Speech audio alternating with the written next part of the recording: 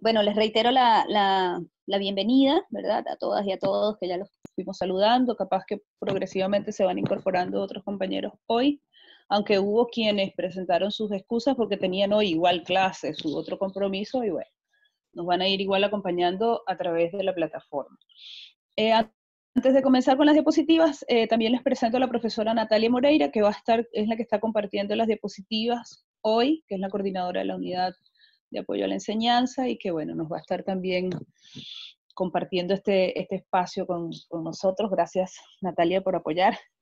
Por favor, para eso estamos. Ojalá que sea bien aprovechado el curso por los compañeros.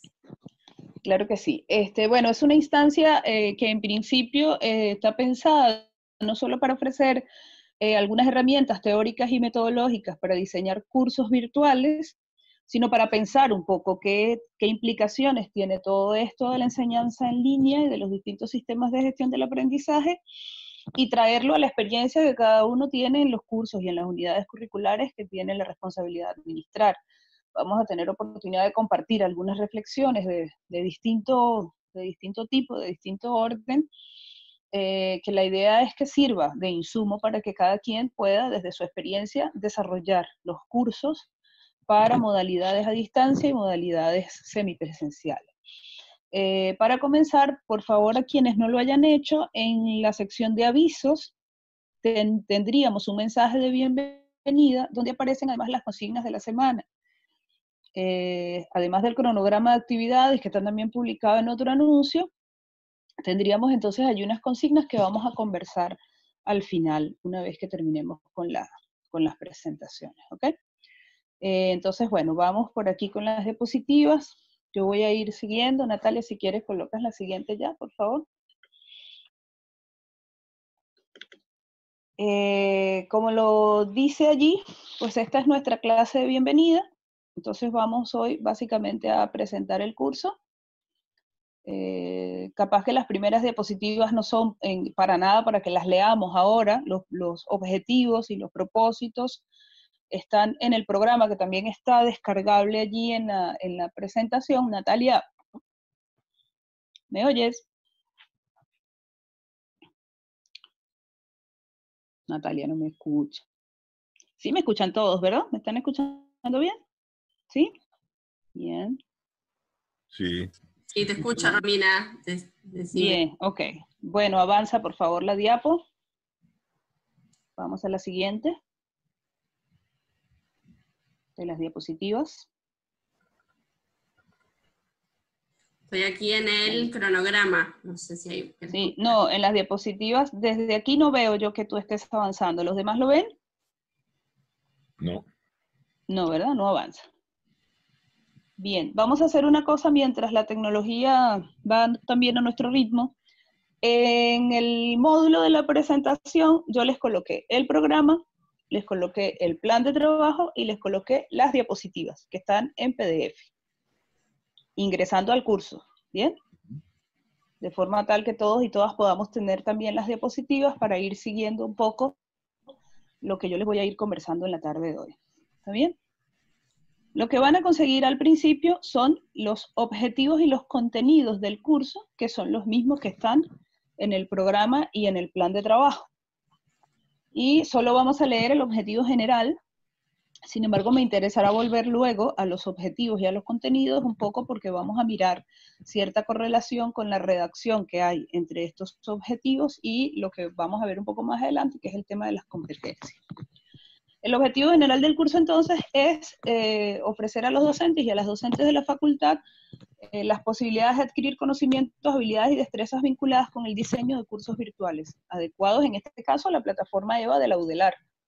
Recordemos que existen un montón de sistemas, se llaman sistemas de gestión del aprendizaje, en este caso algunos aspectos muy concretos del curso se van a referir a la plataforma Moodle bajo la cual funciona la plataforma EVA de la UDELAR, y algunos aspectos concretos para la implementación de los cursos a distancia. Avancemos, Natalia, por favor. Vamos a saltarnos los específicos. Bien, están ahí todos. Bien, avánzalo y avánzalo. Dijimos que esto no lo vamos a leer ahora textualmente, ustedes lo tienen en los programas, pero vamos a volver a esto al final. Este cronograma es el que también está en la sección de avisos y nos dice entonces cuáles son las semanas que va a durar esta experiencia, que es desde esta semana que está cursando hasta la semana del 2 de agosto. Pensamos en estas fechas con la posibilidad de que tuviésemos este curso justo antes del inicio del semestre regular, de forma que ustedes pudieran con estas herramientas preparar el curso y planificarse con tiempo antes de comenzar las clases. Y aparece también aquí cuáles son las fechas en las que tendríamos las instancias virtuales sincrónicas. La fecha de hoy, el 8 de julio, el 27 de julio y el 29 de julio. Todas las instancias serían a esta hora y hasta ahora en principio vamos a usar esta misma sala, o sea que serían las mismas coordenadas para ingresar.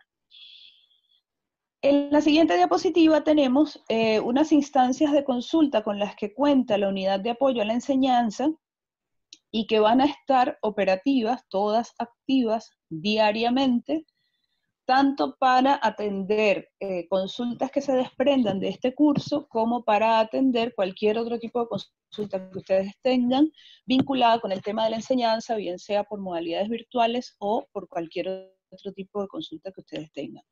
La unidad de apoyo a la enseñanza tiene unas instancias de consulta dirigidas a estudiantes y unas instancias dirigidas a docentes.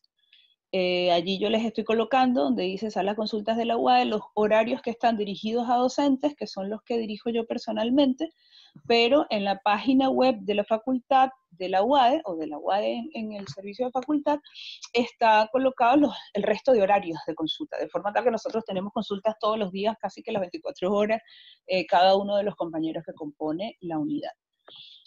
Además vamos a tener los foros, que cada uno de los temas que vamos a ir desplegando por semana va a tener un foro específico para consultas con unas consignas puntuales por cada semana, y tenemos también el correo de la unidad para efectos de consultas específicas. Ya algunos de ustedes nos han visitado por estas instancias, así que no es desconocida para muchos. Entonces, bueno, dicho esto, vamos a comenzar ya un poco con los contenidos específicos del día de hoy, que es hablar de las generalidades vinculadas al diseño de un curso virtual o mixto. Hacemos el señalamiento de que puede ser un curso mixto porque la educación a distancia o las plataformas de enseñanza virtual se pueden utilizar también como apoyo para experiencias semipresenciales o presenciales y digamos que funcionar como complemento de las estrategias de aprendizaje, todo lo que tiene que ver con el uso de plataformas virtuales y un conjunto de aplicaciones que luego vamos a ver en los próximos temas. Entonces, estas generalidades tienen como principio, vamos a pasar entonces a la diapositiva siguiente, elementos que vienen, y aquí sí nos vamos a detener un poquito más, de lo que es la planificación educativa propiamente dicha. Desconozco cuántos de ustedes son docentes, pero la visión más tradicional de la planificación educativa pasa por estas 5 instancias o por estos 5 grandes componentes que vienen siendo, en principio, definir del curso aspectos generales como la cantidad de créditos, que muchas veces ya nos viene dado por el diseño curricular, la cantidad de horas que le vamos a dedicar, teóricas o prácticas, el contenido teórico y el contenido práctico, los títulos del curso, que son entonces los datos generales. Pareciera que estos datos son un poco tontos, pero resulta que estos datos van a incidir en la planificación en tanto tiempo, por ejemplo, y en tanto la cantidad de contenidos que se van a desarrollar de tipo teórico y de tipo práctico en cada caso. En estos aspectos generales, que como decía, muchas veces están predeterminados ya por el diseño o la malla curricular de la universidad o de la institución, se van a expresar elementos teóricos del modelo curricular que la institución suscribe.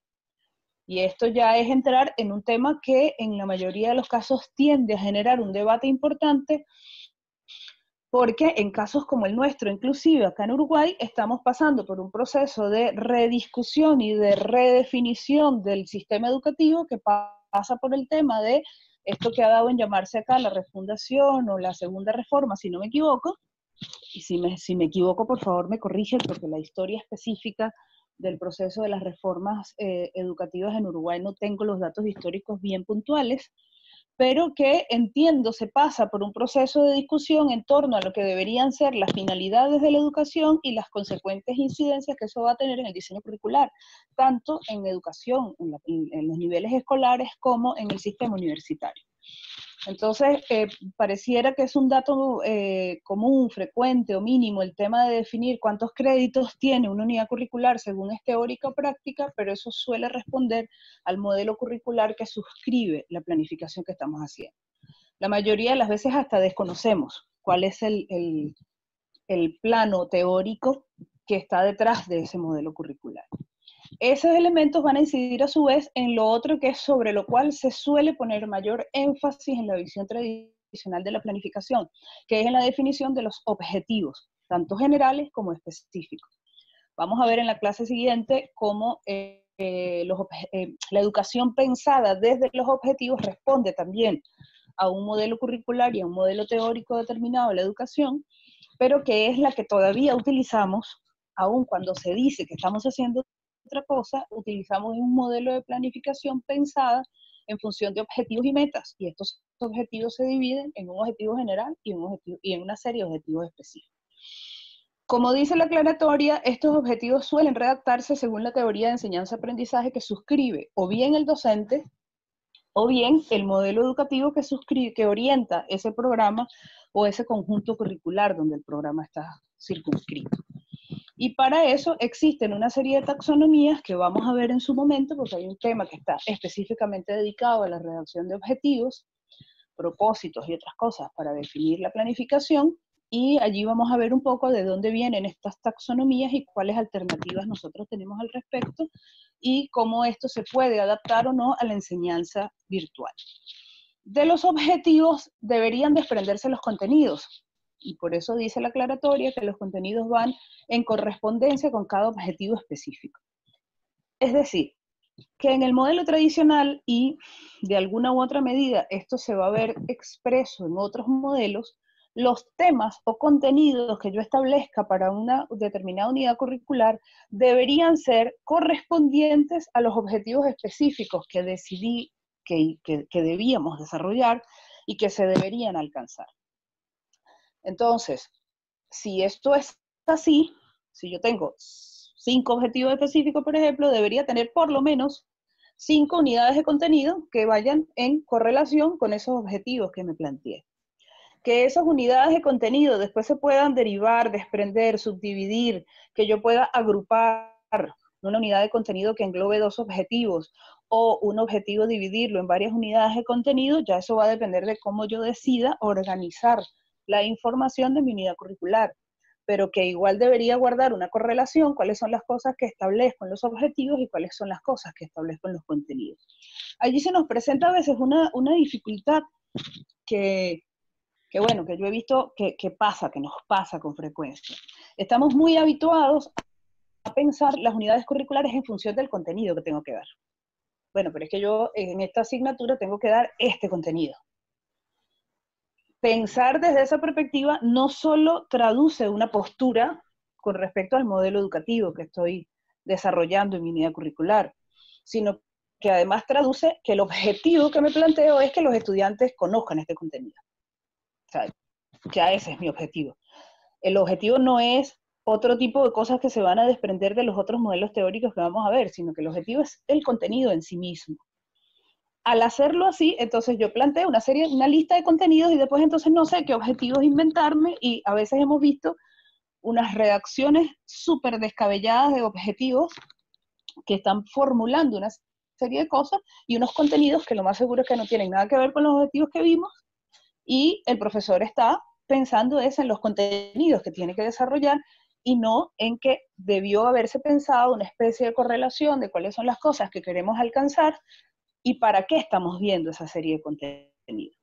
Repito, eso responde a 2 enfoques distintos. Un enfoque y un modelo educativo que está centrado en los contenidos y un modelo educativo que reemplazó a este que está centrado en los objetivos. Pero lo cierto es que en nuestra realidad y en nuestra práctica cotidiana se solapan ambos modelos y andamos saltando de los objetivos a los contenidos y la mayoría de las veces en la práctica solo trabajamos en función de los contenidos. ¿Cuánto contenido di? ¿Cuántas cosas, cuántos temas logramos avanzar? Yo recuerdo incluso que en algún momento, por lo menos en Venezuela, que es de donde vengo, llegamos a tener que rendir nuestro desempeño en función de la cantidad de contenido que habíamos logrado desarrollar durante el semestre. O sea, logró usted dar todos los temas, entonces usted es un buen profesor. Y eso, repito, traduce un modelo educativo y por ende un modelo curricular. De los contenidos y de las unidades de aprendizaje que estos contenidos implican, se van a desprender entonces las estrategias de enseñanza-aprendizaje. Sobre las estrategias de enseñanza-aprendizaje hay cualquier cantidad también de propuestas teóricas que es en torno a los cuales gira esta gran cosa que llamamos didáctica y que nos habla entonces de qué manera se promueve el proceso de aprendizaje y de qué manera entonces asumimos nosotros el proceso de enseñanza. Hay en torno a esto también una serie de modelos. Algunas de estas cosas en términos muy generales vamos a ver en la próxima clase, que evidentemente no vamos a profundizar en todas, porque desarrollar todas estas teorías da como para 3 seminarios distintos para mirar todas las derivaciones teóricas que esto tiene, pero sí es importante que por lo menos miremos los bloques teóricos más importantes que han incidido en temas de planificación educativa y que nosotros veamos cuáles serían los más coherentes en el caso del modelo de la educación virtual y qué implica eso a la hora de yo sentarme a escribir un programa para un curso virtual. Porque evidentemente tiene unas implicaciones teóricas y metodológicas que requieren un mínimo de coherencia y que muchas veces no logramos visualizar. Estas estrategias de enseñanza-aprendizaje, que desde la perspectiva tradicional suelen llamarse estrategias metodológicas, también dependen, como he dicho, del modelo educativo que se suscribe. Sobre estas estrategias nos vamos a detener un poquitito en la lámina siguiente. Y lo último que se define en la planificación son las estrategias de evaluación. Se supone que estas estrategias de evaluación deberían también guardar relación con todo lo dicho anteriormente y que a su vez deberían desprenderse de los objetivos que se formularon al principio. Por ende, debería haber entonces una relación objetivos, contenidos, didáctica y evaluación. Estas cosas se presentan, digamos que a manera de bloque, entre otras cosas porque no es posible concebir un curso ni para la enseñanza presencial ni para la enseñanza virtual, pero mucho menos para la enseñanza virtual, si yo no concibo de antemano todos sus aspectos de forma integrada. Es decir, yo debería, desde antes de comenzar el curso, haber establecido cuáles son los objetivos que pretendo alcanzar, cuáles son los temas y contenidos que se van a desarrollar, qué estrategias voy a utilizar para promover el aprendizaje o para enseñar esos cursos, y de qué manera voy a evaluar el desarrollo de las actividades. A veces uno tiene como tanto tiempo dando un determinado curso que pareciera que ya le sale como tan automático y no se sienta muchas veces a revisar de antemano la planificación, clase por clase, qué voy a hacer, etcétera, y por eso es una de las, digamos que de las preocupaciones recurrentes cada vez que pensamos en la enseñanza virtual, es que, bueno, vemos testimonios de docentes que dicen, no, lo que pasa es que para dar cursos virtuales hay que planificar mucho, hay que planificar las clases, entonces tú te das cuenta de que si bien es cierto que la enseñanza virtual exige una buena cantidad de tiempo de preparación, en realidad cualquier actividad de enseñanza exige preparación, exige una planificación. Tú deberías concebir el curso completo, deberías concebir cada encuentro y deberías concebir, por ende, cada actividad de evaluación antes de comenzar el curso para tener trazados, digamos que más o menos las coordenadas por las cuales te vas a mover durante ese tiempo que dura el curso. Nos cuesta un poco pensar, bueno, el tema de la evaluación, sobre todo en el marco de un sistema que nos dice que la evaluación son 2 parciales y un examen. Y luego entonces flexibilizar esa lógica y pensar que podemos hacer una evaluación continua y que por ende yo puedo pensar en diversas estrategias de evaluación según las actividades de enseñanza que voy desarrollando a lo largo del curso, a veces suena como contradictorio y nos cuesta un poco cambiar esa lógica de planificación. pero definir las estrategias de evaluación es una actividad de planificación. Por eso yo voy a insistir en que planificación educativa y evaluación educativa no pueden ir separadas. O sea, yo pienso la evaluación en el marco de la planificación de un curso y la pienso en función de los supuestos desde los cuales formulo mi curso y desde los cuales planifico mis actividades de enseñanza. Y de ahí va a depender la selección que yo hago de las actividades con las que pretendo evaluar ese curso. Entonces, para mí, todos esos pilares que acabamos de recorrer un poco van de la mano, y aunque van a variar según el modelo teórico y el modelo curricular, pues se tendrían que concebir de manera integrada. Bien, vamos a avanzar entonces a las estrategias de enseñanza-aprendizaje. Un momentito, Natalia, la siguiente, perfecto. Yo estoy acá siendo capaz que muy sintética con las 4 cosas fundamentales que se deben contemplar en el momento de definir cuáles estrategias de enseñanza-aprendizaje voy a utilizar. Tanto, repito, en un curso presencial como en un curso virtual. Sin embargo, para los cursos virtuales habrán un par de consideraciones que vamos a ver más adelante.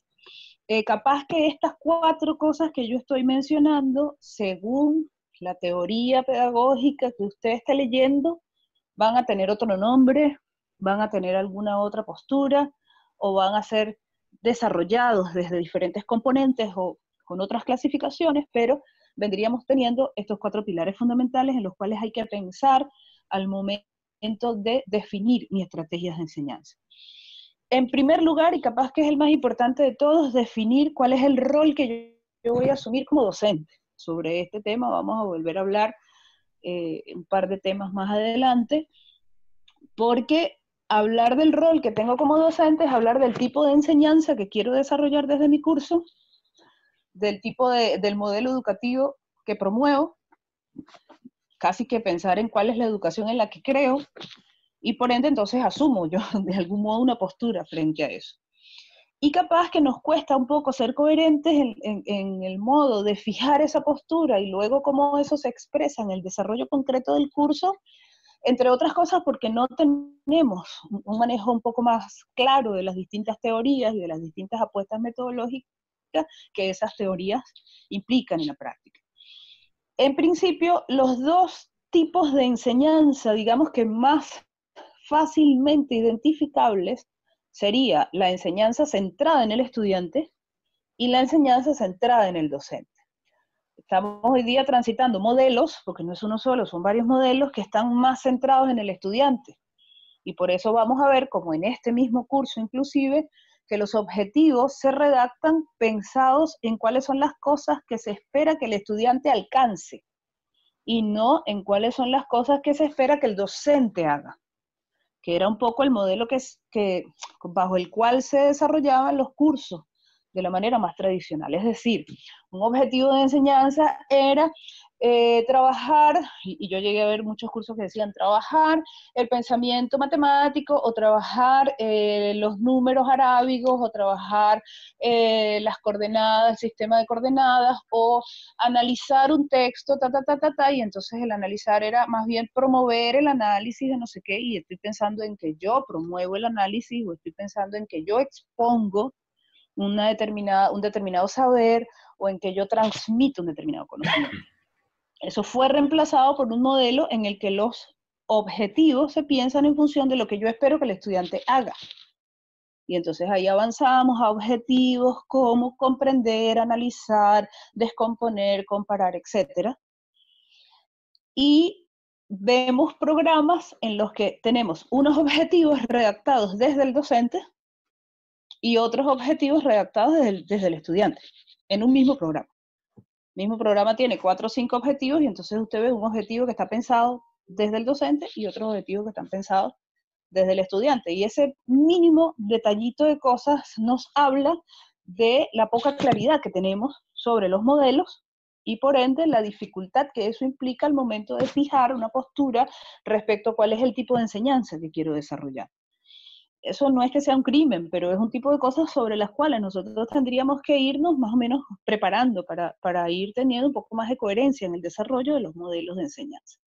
En el caso de la enseñanza virtual, además, es fundamental, porque que la enseñanza virtual tiene una fundamentación teórica casi que propia, que la vamos a ver en la semana que viene, que está básicamente centrada en el estudiante. Entonces, si yo voy a pensar un programa para un curso virtual, no puedo formularla desde objetivos pensados en lo que yo voy a hacer como docente. ¿Qué voy a exponer? ¿Qué voy a desarrollar? ¿Qué voy a plantear? ¿Qué voy a promover? Seguramente yo voy a promover, seguramente yo voy a exponer, seguramente yo voy a diseñar, pero el objetivo que yo me tengo que proponer, más adelante vamos a ver que también son competencias que pretendo que se alcancen, las va a alcanzar es el estudiante, no las voy a alcanzar yo. Entonces, el primer gran detalle que vamos igual a repetir en un par de diapositivas es que el diseño del curso tiene que estar pensado en cuáles son las cosas, sean objetivos o sean competencias, que yo quiero que el estudiante desarrolle. Y por ende, la redacción fundamental de los contenidos tiene que estar centrada en los alcances que espero que el estudiante tenga al término del curso. Y ya eso supone un rol en la docencia, ya eso supone un tipo de enseñanza que va muchísimo más allá del modelo expositivo, del modelo clase magistral, del modelo yo expongo un montón de cosas y el estudiante deberá repetirlas, o más o menos analizarlas, o más o menos descomponerlas.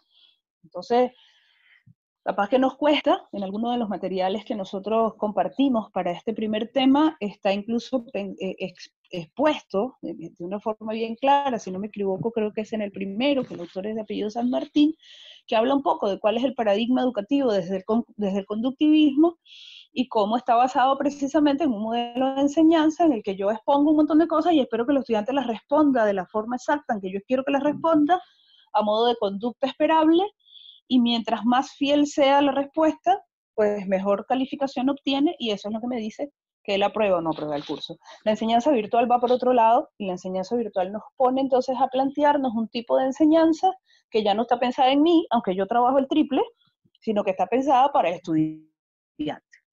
Y está pensada para que sea el estudiante el que alcance un conjunto de habilidades y destrezas vinculadas, por supuesto, al área del saber, donde está mi unidad curricular. El otro gran aspecto que se desprende de las estrategias es, por ende, el rol del estudiante.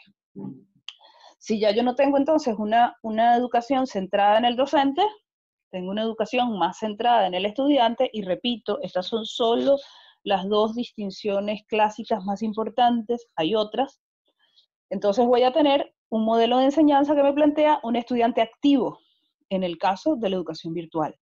No es el estudiante pasivo, receptor, que escucha la clase magistral, lee los libros y va y repite, sino que es el estudiante activo que por ende debe participar de estrategias más activas, más cooperativas, y donde él es activo dentro de la producción de un saber que va más por el orden de construir un determinado conocimiento según las capacidades y las características de cada estudiante y de cada participante. Entonces estamos hablando como de dos posturas que están claramente diferenciables con respecto a lo que hace el docente y lo que esperamos que haga el estudiante. En función de esos dos modelos, entonces serán las actividades y los recursos que yo voy a seleccionar, que incluso asimismo son nombradas en las plataformas virtuales, actividades y recursos. Si yo espero que el estudiante sea un estudiante pasivo, que lo que vas a recibir, lo que yo le voy a dar y más o menos a repetirlo, y se tiene que leer los autores y repetir lo que dicen los autores, pues bueno, las actividades que voy a seleccionar van por ese orden. Exponer, el modelo es expositivo, yo expongo, el estudiante lee y luego el estudiante repite más o menos lo mismo que leyó y que escuchó. Mientras que si estoy pensando en un aprendizaje más activo, más participativo, y donde el estudiante construye un saber distinto y que puede ser diametralmente distinto al mío, entonces voy a proponer actividades diversas, y en función de eso están pensadas las actividades de aprendizaje en los sistemas de gestión para la enseñanza virtual. Y eso capaz que es una de las cosas que más nos cuesta, porque además, en este proceso de emergencia que acabamos de pasar, más que enseñanza virtual, como leía en estos días un material, decía que más que enseñanza virtual hicimos enseñanza de emergencia, porque tuvimos que salir corriendo, adaptar nuestros cursos a una plataforma, y en la mayoría de los casos lo que hicimos fue poner ahí todos los materiales y la gente que leyera, y después veíamos qué hacíamos, ¿no? Y entonces en ese devenir lo que hicimos fue tratar de utilizar la plataforma para convertirla en una instancia de mediación, pero para repetir el mismo modelo habitual, que es que yo doy la clase y ustedes escuchan, y yo doy la clase y ustedes aprenden. Y entonces bajo esa lógica, la plataforma se convirtió en un espacio más de repositorio de cosas que la gente tenía que leer. Esto por supuesto con gloriosas excepciones, porque entonces tuvimos profesores que en efecto no solo ya lo venían utilizando, sino que se dieron a la tarea de explorar las distintas actividades y recursos que tiene la plataforma, pero que están pensadas es para que el estudiante las construya y para que el estudiante las elabore. Entonces, visto así, en función de los dos elementos anteriores, las actividades y recursos que seleccionamos no solamente tendrían que ser coherentes con el modelo de educación que yo estoy diciendo que suscribo, sino que además, vista la educación virtual, deberían entonces promover la participación, la cooperación y la construcción autónoma. Vamos a ver la semana próxima lo que es la metodología de estudio autónomo, que tiene que ver fundamentalmente con la enseñanza en línea. Y cuando hablamos de los tiempos, es que, bueno, planificar es, entre otras cosas, tomar en cuenta cuánto tiempo tengo para determinadas actividades. Capaz que nos pasó que en este tránsito del semestre pasado tuvimos que escoger qué cosas hacer y qué cosas no hacer porque no nos daban los tiempos. Y entonces toca también replantearse el curso en función de cuánto tiempo pretendo que el estudiante pase frente a la pantalla en encuentros sincrónicos, cuánto tiempo pretendo que el estudiante pase frente a la pantalla leyendo, elaborando, haciendo ejercicios, desarrollando actividades a través de una plataforma, y más o menos cuánto tiempo tengo para desarrollar distintas actividades, porque además las plataformas virtuales me ofrecen diversidad de recursos con los que puedo combinar las distintas actividades. Esos tiempos son importantes para la enseñanza virtual porque mientras mejor lo pensemos, es más fácil incluso para nosotros y nosotras como docentes. De pronto en este tránsito tan accidentado tuvimos que invertir muchísimas horas en leer, en preparar, en aprender a utilizar la plataforma, en adaptarnos a esta nueva modalidad, pero con el tiempo se nos fue haciendo como más fácil hacer algunas cosas y las pudimos resolver de mejor manera. Entonces, como que mientras mejor utilicemos el tiempo de planificación, más fácil va a ser después el desarrollo de otras actividades e incluso la evaluación posterior, sobre todo para docentes que tienen cursos masivos, donde definitivamente el tiempo, la planificación del tiempo es importante para poder atender después los temas de la evaluación, por ejemplo, que son los que más nos tienden a preocupar a la hora de desarrollar estos cursos. Bien, avancemos, Natalia, por favor, que entonces el segundo aspecto o el otro aspecto en el que habría que detenerse es el tema de las estrategias de evaluación, que lo acabo de decir, es uno de los que más nos preocupa cuando pensamos en la enseñanza virtual. Y nos preocupan sobre todo dos cosas fundamentales. La primera, que es una discusión, que no es el objetivo de ahora dar esa discusión, que tiene que ver con la comprobación de la identidad de la persona que hace la evaluación. ¿Bien? Pero la otra gran preocupación es cuál hago que me dé menos trabajo al momento de corregir. Y capaz que esa es una que en algunas circunstancias es fácil de responder, pero en otras no. Porque si yo tengo un curso teórico en el que me interesa que los estudiantes hagan, por ejemplo, una contrastación teórica entre 2 o 3 autores a partir de determinadas categorías, pues, y quiero que escriban un ensayo, pues yo me tengo que leer los ensayos para calificarlos. Y eso lo tendría que hacer esté o no esté en una modalidad virtual o presencial. O sea, si estoy en una modalidad presencial y yo me tengo planteado que ellos hagan eso y que escriban un ensayo, igual me lo va a tener que leer. Eso no va a dejar de ocurrir porque estoy haciendo un curso virtual. Entonces, para eso, yo tengo que también tener claro que la plataforma no me resuelve el 100% de las situaciones, pero me puede ofrecer algunas que otras alternativas para diversificar las actividades y que no sean 50.000 ensayos cada 3 semanas, sino que puedo utilizar otras alternativas que también permitan hacer trabajos de tipo teórico, aunque inevitablemente voy a terminar corrigiendo un ensayo, por lo menos.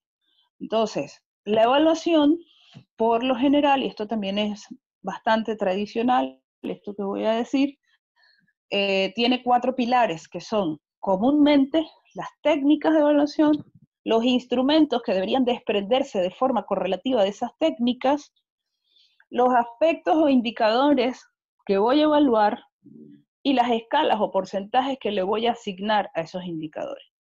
Esto es muy fácil de entender si pensamos en una evaluación cuantitativa solamente.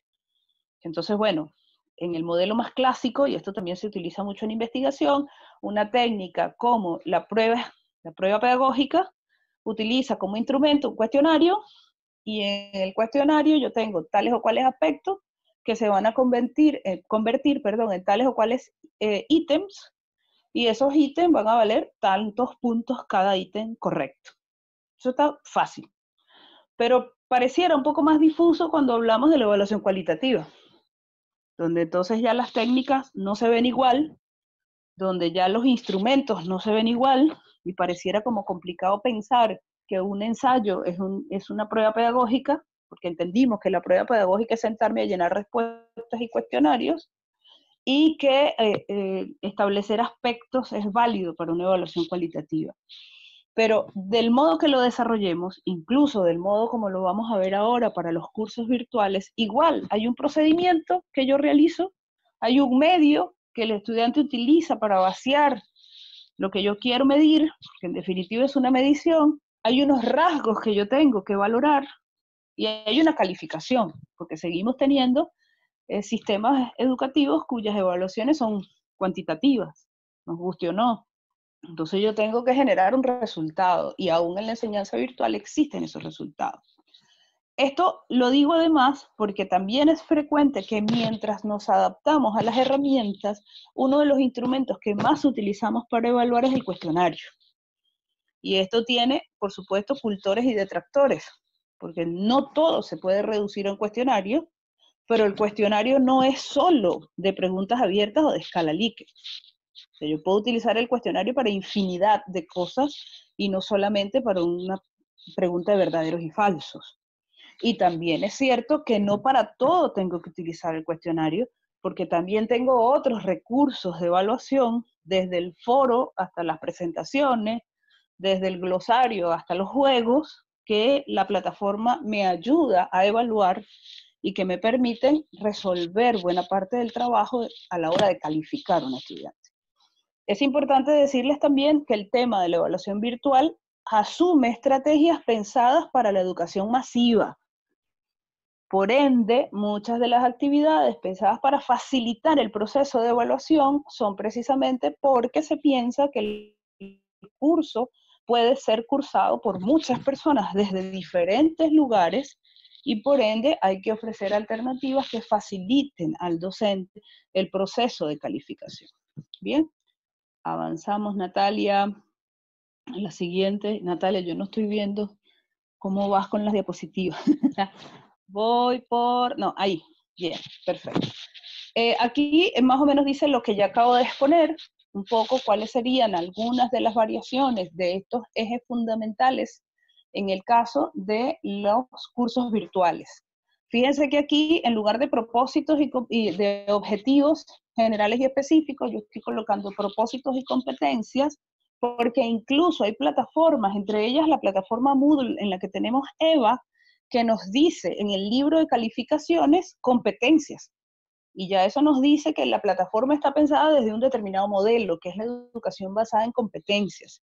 Y por ende, deberíamos establecer, para efectos de calificar, no es obligatorio, pero deberíamos pensar en cuáles son las competencias que vamos a evaluar a lo largo de las unidades temáticas en las que se divide el curso. Luego tenemos entonces estas unidades temáticas, tendríamos unas estrategias donde la prioridad es el estudiante y se promueve el estudio autónomo, que ya lo dijimos, y tendríamos entonces una evaluación donde, esto lo vamos a ver más adelante con más detenimiento en otra clase, se promueve la evaluación formativa, la autoevaluación y la evaluación entre pares, que son modalidades que como que nos cuesta también a veces asumir, un poco porque venimos, tanto porque nos formamos en eso, como porque hemos venido trabajando de esa manera, de un modelo de evaluación donde el docente es el que evalúa y es el que califica, y otras modalidades como que nos cuestan un poquito. Muy bien, avanzamos, Natalia, por favor. Vamos a hablar solo muy brevemente y a modo de introducción de lo que es el modelo por competencias, porque esto lo desarrollaríamos con más detenimiento la próxima semana, que ya entramos en el contenido teórico propiamente dicho. Y solo voy a decir un par de generalidades al respecto. El enfoque por competencias, en principio, está aún en discusión. Tiene ya, no sé, alrededor de 30 años en el tapete de la discusión curricular, y todavía no se termina ni siquiera de elaborar una teoría sobre la educación por competencias, digamos que completa. Hay enfoques encontradísimos sobre la evaluación por competencias, hay incluso planteamientos que la critican fuertemente. Incluso una de las lecturas que yo les colocaba allí en el material, más o menos pasa por mencionar cuáles serían algunos de los aspectos que se le cuestionan al enfoque.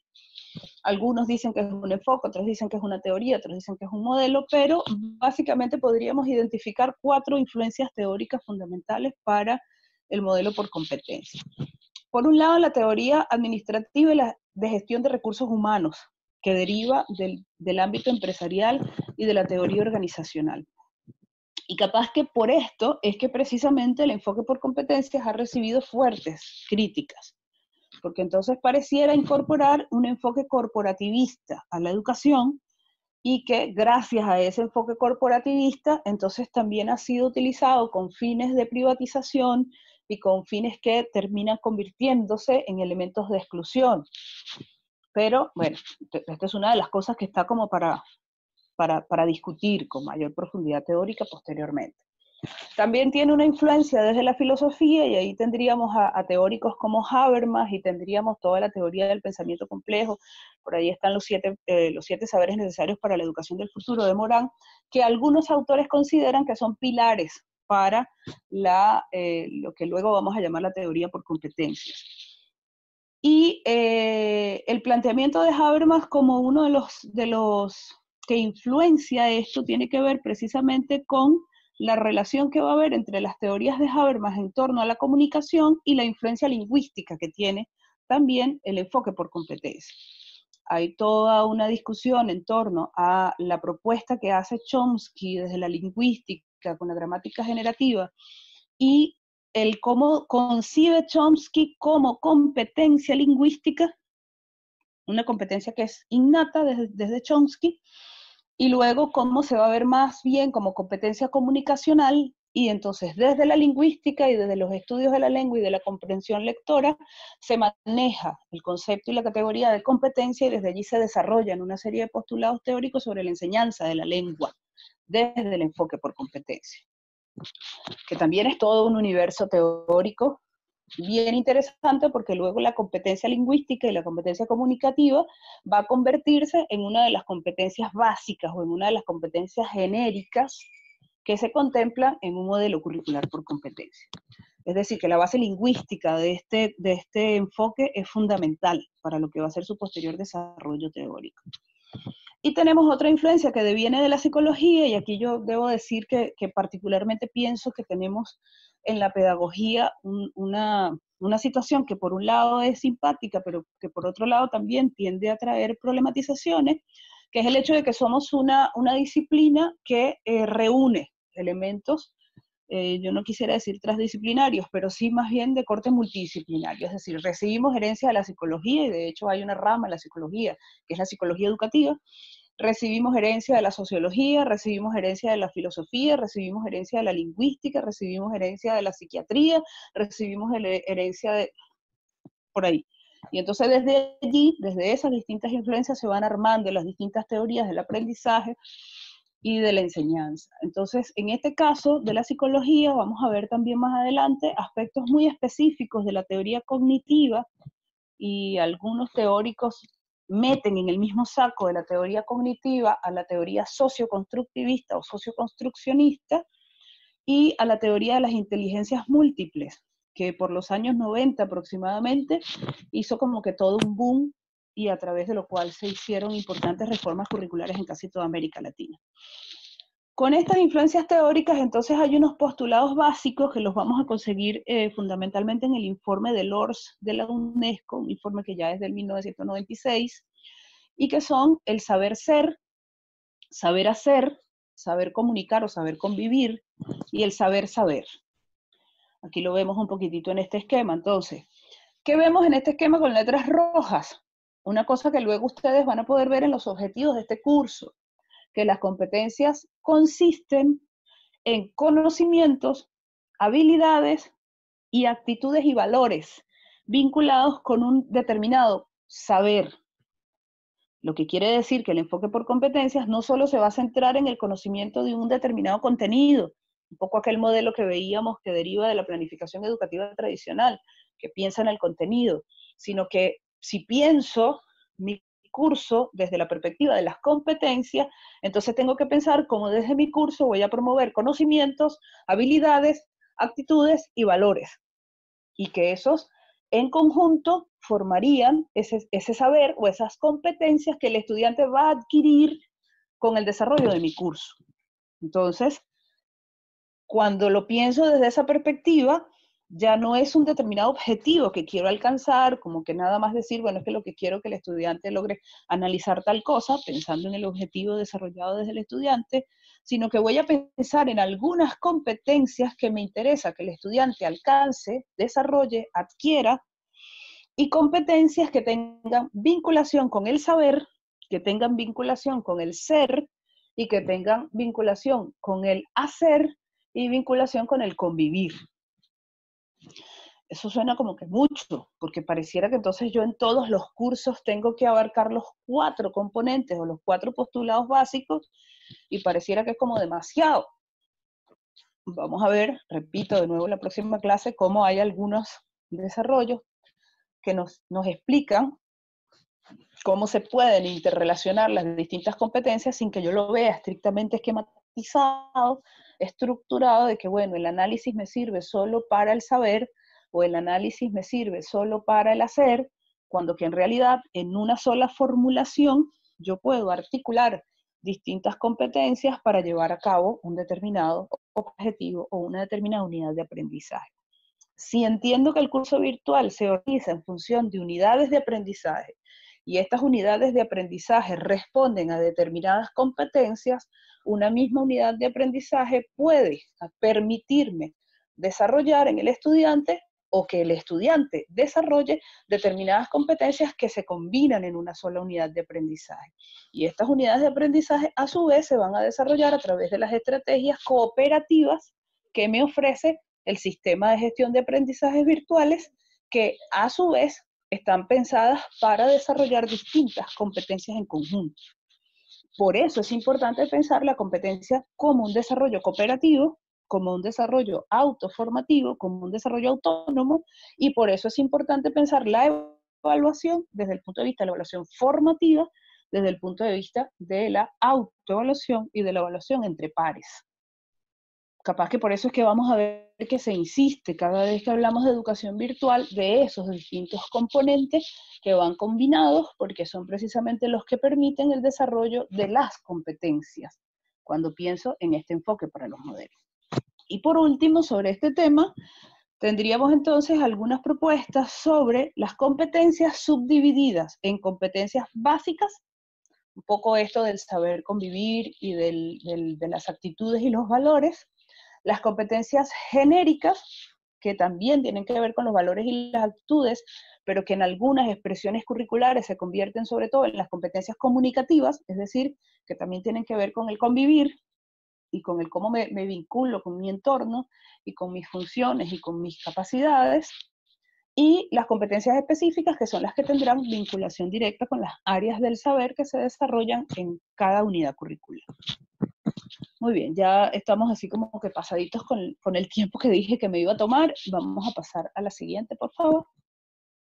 Aquí yo les dejo un par de diapositivas donde solamente estoy colocando algunos tips a modo de generalidades que se deberían recordar y que capaz que vamos a volver a ellas más adelante en los distintos temas que vamos a desarrollar, porque son cosas que tendríamos que considerar al momento de sentarnos a pensar en un curso virtual. Primero, lo que ya dije, se desarrolla más por unidades de aprendizaje. Cuando nosotros entramos al Moodle de EVA, por ejemplo, vemos que cada unidad de aprendizaje la puedo organizar por tema, la puedo organizar por ventanita, la puedo organizar por semana, pero cada una de esas, sea tema, sea módulo, sea semana, es una unidad de aprendizaje y que como tal, entonces yo debo pensarla para ver cuáles son las competencias que quiero que se desarrollen con esa unidad de aprendizaje, qué actividades entonces puedo incorporar para desarrollar eso, que pueden estar vinculadas con varios objetivos a la vez o con un objetivo solo y que yo voy organizando mi curso. Eso lo vamos a ver nuevamente cuando vayamos a hablar de los objetivos y de los contenidos. La selección de estos temas y de estas unidades de aprendizaje entonces es una derivación de todos los elementos, la correlación que debe haber entre todos los elementos que vimos hace un momento. La formulación del curso virtual va más allá del simple traslado del curso presencial a una plataforma, ya dijimos esto hace un momento, que nos pasó por la velocidad con la que se dio el tema del semestre pasado y la presencia de la pandemia y la suspensión de actividades, pero que a veces nos pasa con frecuencia, que agarramos el curso y lo montamos allí y pensamos que con eso se resuelve el tema de la virtualidad. Aquí tenemos entonces otros tips. Un curso virtual se organiza, perdón, ¿puedes avanzar un momentito, Natalia, por favor? Les dije desde el principio que es importante planificar el curso completo. Esto se hace no solo para la enseñanza virtual, pero en la enseñanza virtual es fundamental. Porque es importante, por ejemplo, que el primer día el estudiante más o menos sepa cómo se va a organizar, cuántas horas le va a tener que dedicar a esto, cuáles van a ser los días de los encuentros, cuáles son los materiales que tiene que trabajar, más o menos cuál va a ser su ritmo de trabajo. En un semestre regular que un estudiante puede y debe, seguramente tiene varias unidades curriculares, esto es fundamental para que pueda planificarse y pueda prepararse. La selección de actividades siempre sugerimos que sea variada, que haya variedad de cosas. A veces hemos entrado a cursos y hemos visto que está el título del tema, las lecturas, el título del tema, las lecturas, el título del tema, las lecturas. Un poco responde a esto que veníamos hablando, de que no solo no estamos habituados, sino que pareciera que nos cuesta ver que las personas aprenden distinto. De esto vamos a hablar un poco también cuando veamos el tema de las teorías de los enfoques de aprendizaje, y que por ende tengo que tratar de hacer un poco más atractivo las actividades que yo voy a seleccionar. Y las instrucciones deberían ser lo más claras posibles. A veces esto cuesta un poco, a mí misma a veces me pasa que coloqué una instrucción y después entonces reviso y resulta que esa instrucción se contradice con otra que coloqué para otra cosa, o no quedó suficientemente clara la información y la gente empieza a hacerme consultas. Entonces tratamos en lo posible de dar instrucciones claras, orientaciones puntuales y establecer canales de consulta claros. El estudiante que va a una educación virtual muchas veces, la mayoría de las veces, no está habituado como no lo estamos nosotros y necesita orientación. Y es importante que aunque no lo pueda ver, sienta que tiene un profesor o una profesora que le está orientando y que le está diciendo qué puede hacer, qué no puede hacer, cómo resolver una determinada situación, cómo abordar determinado contenido o cómo resolver una determinada actividad. Y por último, vamos a la última diapositiva. Las actividades deben priorizar el estudio autónomo y la construcción cooperativa. Esto nos cuesta mucho a los docentes. Nos cuesta una barbaridad porque estamos acostumbrados a una educación centrada en nosotros. Y capaz que sentimos que el exceso de trabajo que da esto sigue significando que está centrado en nosotros. Y en alguna medida es así, se nos exige un mayor compromiso, aunque el modelo se supone que está pensado, es en función de cómo aprende el estudiante y no cómo enseño yo. Y aunque el modelo está centrado en eso, mi participación sigue siendo igual de fundamental que antes, porque soy yo quien tiene que pensar cuáles son los medios para viabilizar ese aprendizaje de parte de mi grupo de estudiantes. Se recomiendan los videos cortos. Esto que yo estoy haciendo hoy día incluso no es recomendable, una charla de más de una hora para introducir un tema. De pronto también nos cuesta porque estamos acostumbrados a la clase magistral.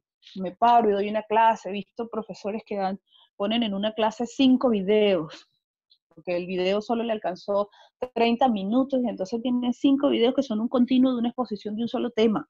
Es muy poco probable que un estudiante vea todos esos videos. Entonces es importante para eso además nosotros planificar cuál es el contenido que vamos a exponer en una determinada clase y en función de esa exposición cuáles son las lecturas y cuáles son las otras actividades que vamos a proponer en una determinada unidad de aprendizaje. Hay un montón de aplicaciones que existen hoy día, la mayoría de ellas gratuitas y descargables, que permiten hacer videos incluso interactivos y con algunas otras dinámicas de visualización. Asimismo, se deben diversificar las actividades de evaluación, insisto, haciendo énfasis en la evaluación continua y en la evaluación formativa. Aquí les pongo como sugerencia así nomás, explorar con la gamificación, se debería decir, con la gamificación, que es la incorporación de juegos. Hay también un montón de juegos, hay aplicaciones que incluso se pueden descargar en los celulares para que la gente a través de un juego resuelva una determinada consigna. Hay incluso un material que se colgó en Proeva, si no me equivoco, que lo ofreció la Comisión Sectorial de Enseñanza, donde hacen como una especie de compendio de aplicaciones que se pueden descargar y que sirven para hacer evaluaciones a través de juegos. Combinar actividades sincrónicas y asincrónicas, porque no todo el tiempo los estudiantes tienen la resistencia ni la capacidad para estar todos los días a la misma hora en una clase, y la elaboración de consignas claras que respondan a las unidades de aprendizaje. Muchas veces vemos cursos que tienen unos extraordinarios contenidos, unos extraordinarios desarrollos de actividades y de recursos, pero entonces las consignas sobre cuáles son las actividades que deben realizar los estudiantes en un determinado periodo no son claras, y entonces los estudiantes andan confundidos porque no se les aclaró cuáles eran las actividades que tenían previstas para un determinado momento. Bueno, me faltó colocar la diapositiva que dice gracias, pero hasta ahora esto es todo el contenido que tendríamos para hoy. Me disculpo porque me demoré un poco más de lo previsto, pero la idea sería que ahora pudiésemos tener un intercambio donde ustedes, bueno, me comenten qué dudas, qué inquietudes, qué preguntas tienen, qué comentarios, qué reflexiones podemos tener un poco a raíz de esto que hemos visto en la tarde de hoy. Y gracias por la paciencia para escuchármenos. Les escucho.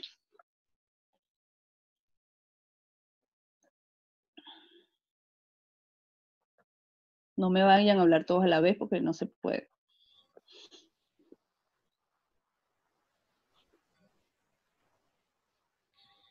Una consulta, Romina.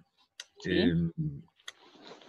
¿Guarda esto relación, digamos, el fijar, el organizar, digamos, el aparato de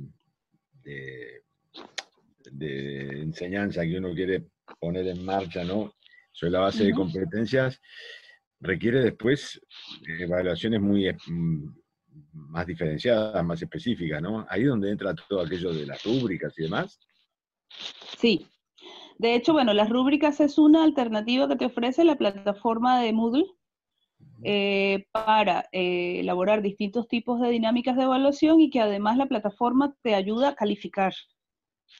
Entonces es como que una herramienta que te facilita considerablemente el proceso, ¿ok? Hay unos tutoriales en YouTube divinos que te explican cómo usar las rúbricas en 5 minutos, 10 minutos el tutorial, y te dice cómo la incorporas, cómo la añades al curso, cómo la configuras y luego cómo la calificas. Y te explica paso por paso cualquier cosa. Yo puedo perfectamente buscar alguno que esté como facilito y se los cuelgo, y después cualquier cosa en la sala de consulta les explico bien cómo utilizarlo. Facilita muchísimo el proceso de la calificación, pero además también se recomienda mucho por el tema del aprendizaje autónomo y cooperativo, ¿no?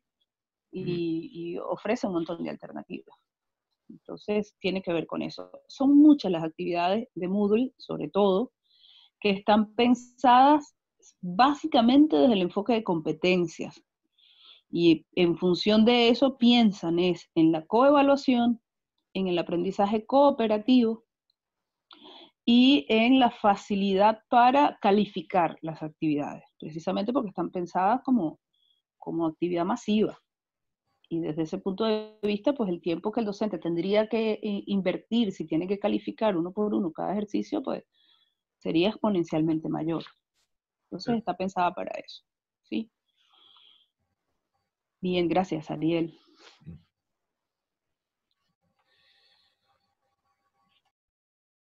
¿Alguien más? ¿Quién da más? Todavía nos queda un ratito más de chance acá con la sesión. Hola, no sé si me escuchan. Sí, Mucho gusto perfectamente. a todos.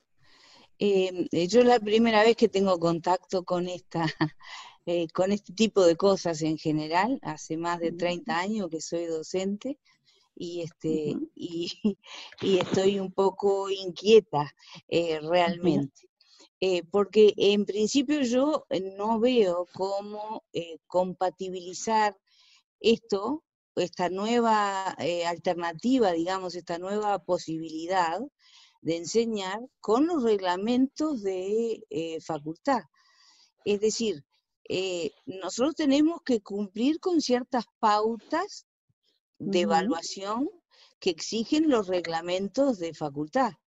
Nosotros tenemos que cumplir con ciertas pautas que exigen la cantidad de tiempo, o una cierta cantidad de tiempo con los cursos.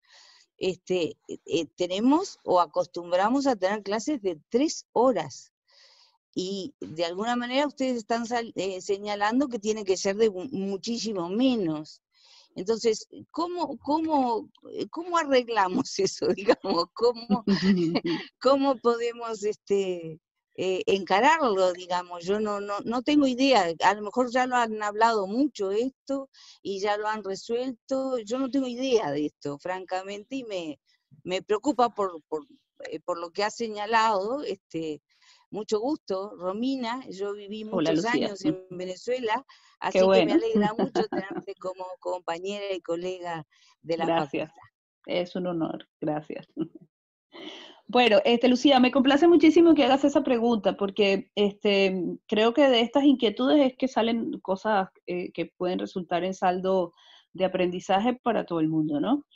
Y esto que les voy a decir es una declaración personal, por supuesto. A mí me encanta valerme de los vacíos que dejan las burocracias institucionales para empezar a promover cosas que vayan en función de repensar lo que estamos haciendo desde la práctica y cómo esta práctica puede incidir en lo que está declarado en los reglamentos y en las documentaciones, etcétera. Yo creo que estamos en un momento precioso que nos está ofreciendo la posibilidad de problematizar lo que estamos haciendo en la enseñanza y de enfrentar eso que estamos haciendo contra una institucionalidad que no es solamente aquí en Uruguay que la tenemos, sino que es una institucionalidad de la universidad toda, pensada desde ciertos parámetros burocráticos y reglamentarios que no necesariamente se hacen compatibles con la realidad.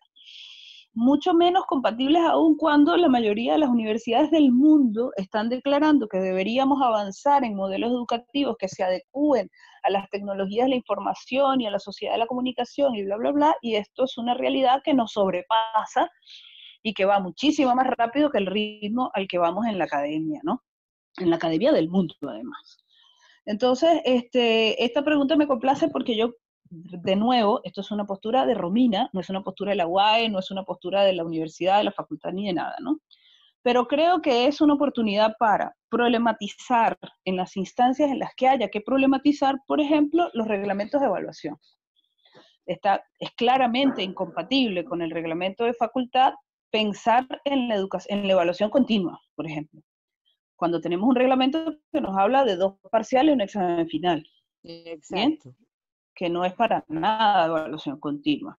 Sin embargo, ha habido ya experiencias que se han incluso legitimado en las instancias de legitimación correspondientes a la burocracia universitaria, experiencias de formación continua y que son sistematizadas a la hora de calificarlo a modo de parcial. Es decir, el primer parcial no es solamente una prueba en la que senté a todos los estudiantes y llenaron una prueba, sino que es un resultado de distintas actividades formativas que luego se vertieron en una actividad sumativa.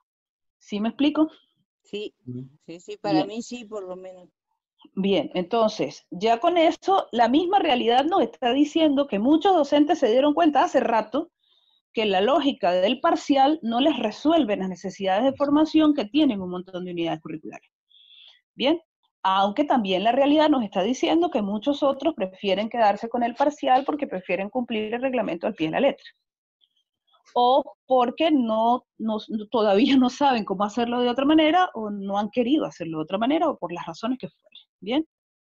Pero si la realidad nos está diciendo que sí es posible desarrollar actividades formativas y que luego esas actividades formativas se pueden formalizar a través de un parcial que no necesariamente debe tener la forma de prueba escrita, quiere decir que sí podemos flexibilizar, al menos en la práctica, la lógica reglamentaria de los dos parciales. De hecho, tengo entendido que hay cursos que desde hace años, o desde hace varios semestres, por decirlo mejor, se desarrollan a través de actividades continuas, no solamente con los dos parciales, y que han dado un saldo formativo mucho más positivo que la lógica esta que venimos hablando de los dos parciales. Entonces creo que eso nos da una brecha por la cual nos podemos meter para entender la posibilidad de flexibilizar la lógica de la evaluación contemplada en nuestros reglamentos, por lo menos los de nuestra facultad. Y la otra, el otro espacio, la otra brecha que yo creo que podemos aprovechar es que ustedes están pasando, y nosotros, al estar yo con ustedes, pues ya es nosotros por un proceso precioso, que es por la discusión de los estatutos de la función docente en la universidad. La discusión de esos estatutos nos permite también a nosotros repensar cuál es la función de enseñanza que yo estoy asumiendo, desde dónde la estoy asumiendo, y por ende cómo ese rol se expresa en distintas actividades de enseñanza y en una flexibilización, una mirada a otra de la evaluación, que contribuya a la formación y no que solamente me reporte el número final con el cual me libero del tema reglamentario. No sé si me explico, ¿no? Entonces, bueno, un poco este tipo de cosas y otras que pudiéramos pensar de cara a cómo tenemos una institucionalidad que nos dice una cosa, tenemos un contexto globalizado que nos dice que vayamos por otra, Exacto. Y tenemos una serie de discusiones que nos están diciendo que deberíamos empezar a pensar cómo disminuir la brecha de contradicciones que hay entre estos dos elementos. Yo a eso le podría introducir otro montón de discusiones teóricas más, pero que no es mi intención tentarlo con eso hoy. Los tiento la semana que viene, que vamos al único componente teórico fuerte que vamos a ver en este curso, y que yo les voy a dejar algunas cosas para problematizar y que capaz sirven de abreboca para encontrarnos luego en otras instancias de debate. José Luis está levantando la mano por ahí. Lucía, no sé si quedó... no sé. Sí, José. Romina, es cierto todo esto y que vamos a tener que ser muy creativos porque estamos pasando, digamos, a mi entender, ¿no? Y a algunos otros profesores, por lo que he visto, y también muchos por los asistentes que hay acá, que estamos pasando como de un sistema que tú planteabas al principio, ¿no? De centrado más en el alumno que centrado en el profesor. De todas formas, ayer estuve en una reunión también en otro servicio, en una reunión de ADUR, ¿no? Y se avecinan tiempos de Montescos y Capuletos, ¿sí? Sí. O sea, gente que no, pedagógicamente, no, estamos discutiendo el tema de la evaluación. La evaluación no puede ser de otra forma que presencial. Y hubo gente que se trancó ahí y quedó ahí porque estábamos viendo a ver qué hacíamos, si había algún protocolo, que algunas evaluaciones pequeñas se pusiera dar o no. Pero ahí, en realidad, lo que sucedía era el tema de decir, lo único que vale es lo presencial, lo otro no vale. Entonces, estoy parado en un punto, en otro. Entonces, creo que va a haber toda una cosa. Y lo que tú planteabas me parece que sí, que tenemos que ir buscando las rendijas, digamos, tanto en el reglamento o en lo que sea, como para poder, digamos, avanzar. Bueno, ese es un poco mi pensamiento y aprovecho además que está presente mi jefa participando del curso para hacerlo explícito. A ver, ¿cuál es tu jefa? No sé, digo, me parece que va a haber un sigma ahí que bueno, no sé quién tiene razón, pero quiero decir, pero nos avecinamos a me parece, a ese ojo de la tormenta, que va a ser una discusión en los diferentes servicios. De la universidad toda. Sí. Claro. A ver, insisto, una postura muy mía, esa es una tormenta que no va a cesar rápido y es una discusión que va para largo. Y mientras esa discusión transcurre, nosotros tenemos que seguir atendiendo a los estudiantes y tenemos que seguir desarrollando los cursos y tenemos que seguir dando clases. O sea, eso no puede detenerse mientras en algunas instancias se define cuál va a ser la letra final del asunto. Y ahí es donde yo digo que podemos aprovechar las brechas para desplegar además toda la creatividad que podamos y todas las herramientas que podamos conseguir en el camino, que hay muchas además, ¿no? Esta posibilidad que nos ofrece la educación virtual, pese a las críticas, reitero que también hay algunos elementos problematizados y problematizadores en este sentido, pero pese a ello nos ofrece un conjunto de alternativas que vale la pena aprovechar en el mejor de los sentidos para poder desarrollar las actividades que tenemos que desarrollar. En algún momento se resolverá en algún plano. ¿Qué pasa? De nuevo, tenemos modelos educativos en nuestros países con unos cimientos de teoría curricular bastante contradictorios. Venimos heredando teorías curriculares de la Unión Europea, por ejemplo, y entonces luego tenemos teorías emergentes norteamericanas, y luego tenemos algunos que otros intentos latinoamericanos, pero que entonces están pensados desde la UNESCO, o desde el Banco Internacional, o sea, estamos pensados, nuestros modelos están pensados desde otros lugares y nosotros estamos viendo cómo rayos hacer para combinar esas distintas líneas que nos vienen en algunos modelos curriculares que nos sirvan cuando lo pensamos. En las otras oportunidades simplemente como que pareciera que nos vamos dejando llevar por alguna que otra corriente y bueno, y llegaron las cosas online y vamos a empezar a utilizarlas y nos hemos detenido poco a ver qué hay detrás de eso y hasta dónde eso tributa al modelo de educación que nosotros queremos promover. Es una discusión que está en otros planos, definir eso implica pensar las políticas educativas y no es este el espacio para eso, pero es una cosa que cada uno de nosotros y cada una de nosotros tendrá que pensar al momento de decir, bueno, voy a utilizar esto para dar clases, me voy a limitar solo a hablar de los contenidos teóricos que me interesan o me voy a permitir problematizar algunas cosas, promover otras ideas, no sé, creo que cada uno tendrá que ir fijando eso, ¿no? En el devenir de su curso, por supuesto. Estuvo buena la pregunta de Lucía. ¿Alguien más? Que no sean preguntas como la de Lucía otra vez, por favor, porque...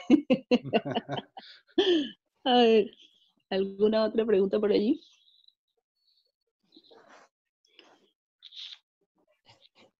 Perdón, yo no sé si se me escucha, yo no tengo, quiero agradecerte la respuesta, Bueno. porque no, se me adelantó Camacho y no pude agradecerle. Lucía, gracias a ti. Yo siempre quiero o quisiera que estas instancias no sean solamente una cosa para hablar del asunto instrumental de la enseñanza en línea. Yo creo que tenemos que pensar desde otros lugares también.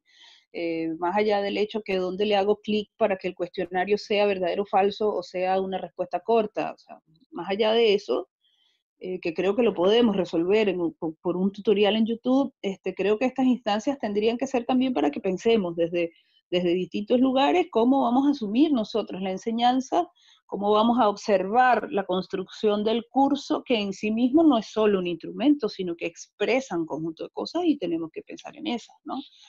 Así que para mí, bienvenidas esas preguntas y espero que las podamos seguir compartiendo, ¿no? Romina, una sí. preguntita.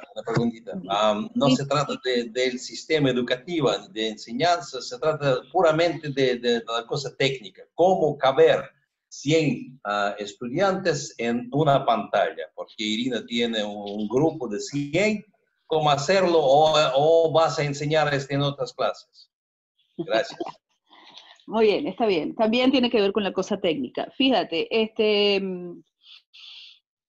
una manera de resolverlo es tener una pantalla gigante que nos ponga las 100 caritas ahí y sabemos que eso no es viable. Bien, entonces, se han ido pensando alternativas que la misma plataforma a veces la ofrece y por eso yo les decía que la idea de alternar los encuentros sincrónicos y los encuentros asincrónicos tiene que ver con esto. En una realidad como la nuestra, que tenemos grupos muy masivos, resolverlo todo a través de clases sincrónicas es inviable, porque además las plataformas no siempre lo sostienen. Muy bien, la tecnología es maravillosa, tenemos el internet, pero la plataforma no siempre va a sostener clases sincrónicas para grupos masivos todas las semanas. Entonces, por eso se piensa en que cada docente tiene que pensar en las distintas alternativas de las que puede valerse porque cada quien podrá tener a la mano distintas cosas, para ir reemplazando los encuentros sincrónicos.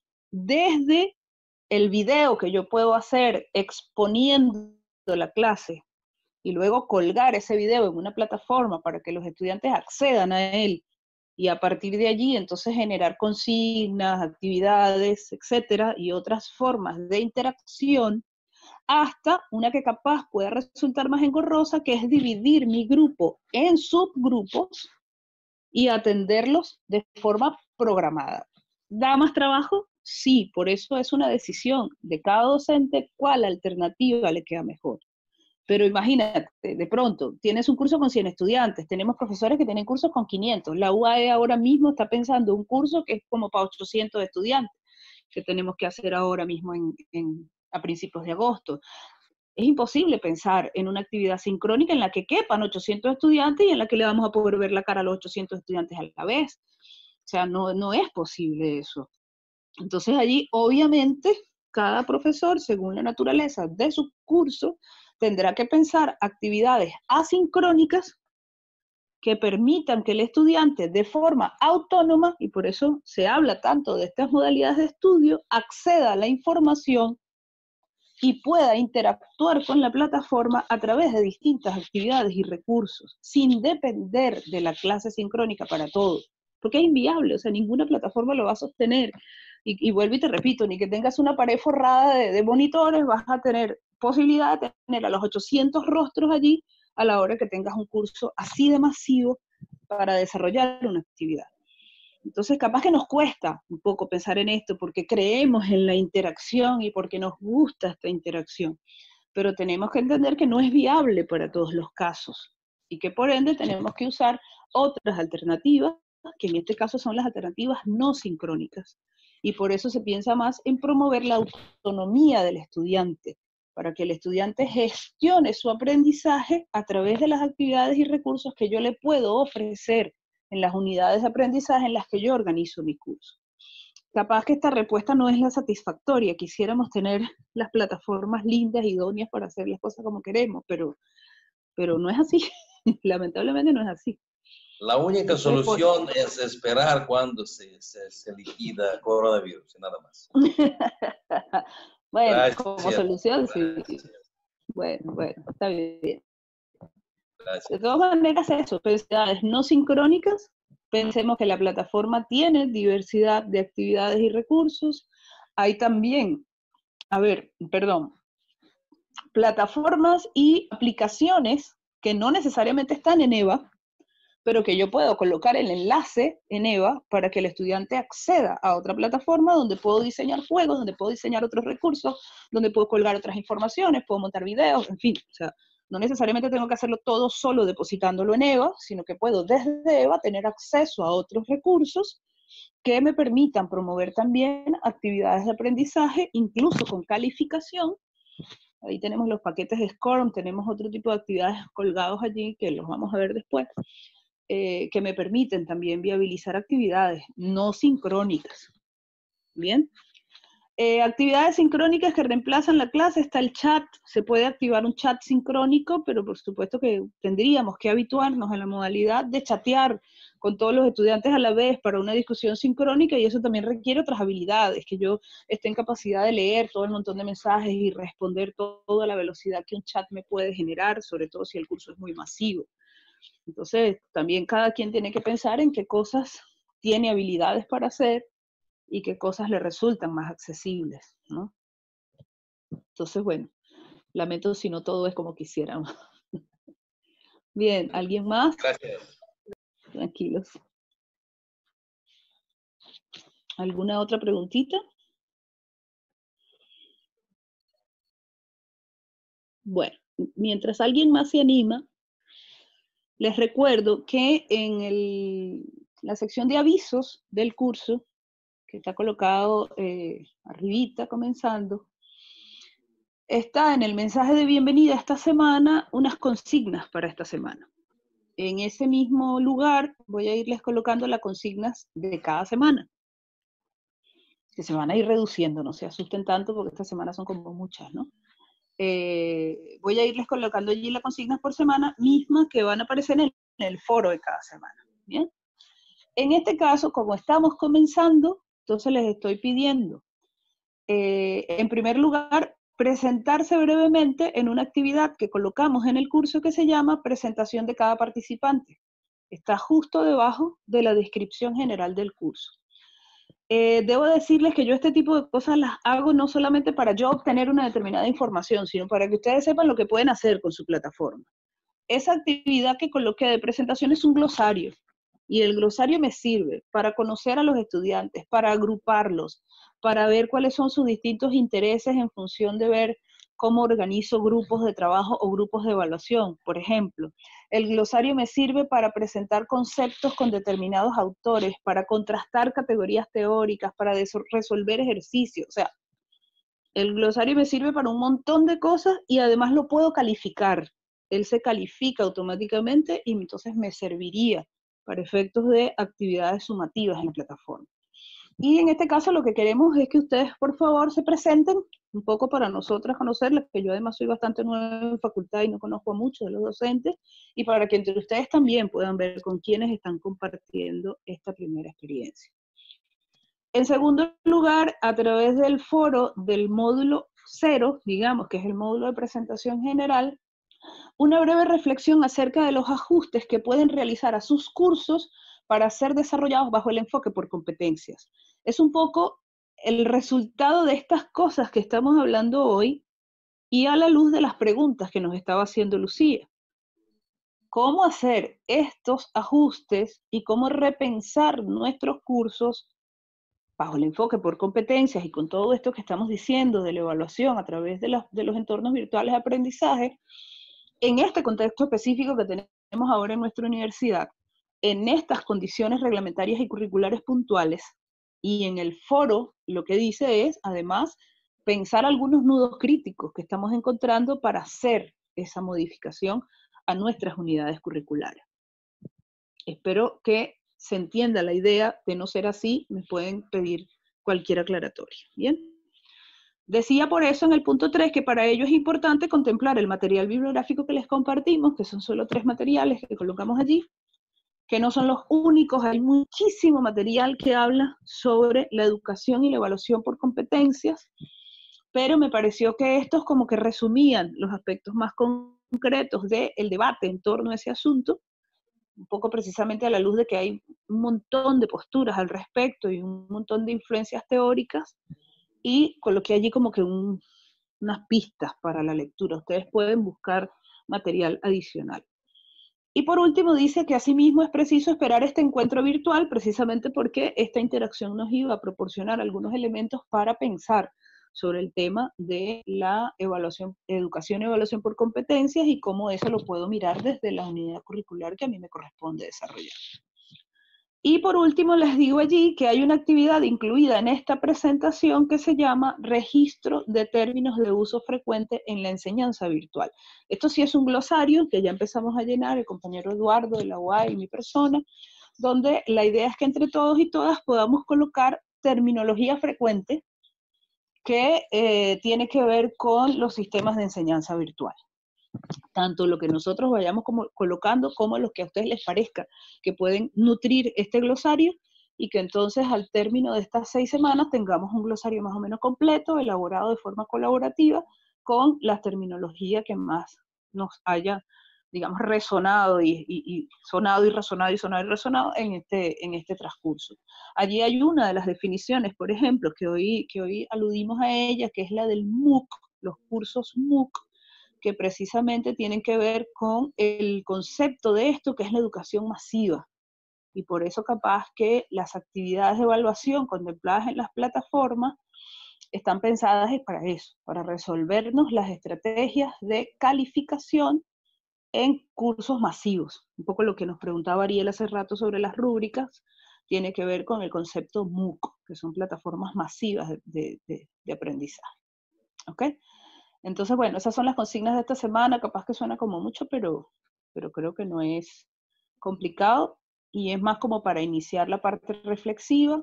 Si habrán visto el contenido, solo vamos a tener como encuentro teórico este abreboca y la semana que viene, porque ya lo siguiente es entrarle al a la preparación de objetivos, contenidos, competencias y actividades. La idea es que al final ustedes puedan presentar el curso del próximo semestre, por lo menos ajustado a la plataforma, al concepto de enseñanza virtual, y no lo que hicimos este semestre, que lo que hicimos fue vaciar en EVA el mismo curso que teníamos concebido para la enseñanza presencial, sino de qué manera pensamos nuestro curso para la virtualidad y todas las modificaciones que habría que hacerle al curso para eso. ¿Sí se me entiende, no? Un poco la idea. Háganme una ceñita por ahí, por lo menos, que casi no los veo. Bueno, ¿alguna otra pregunta?